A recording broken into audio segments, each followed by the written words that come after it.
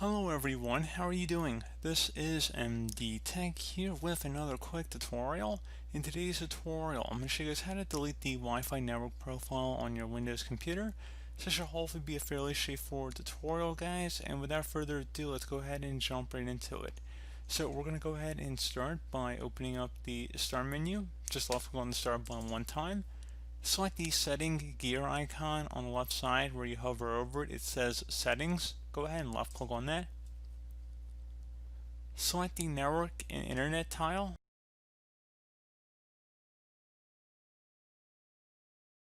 Select where it says Wi-Fi on the left side.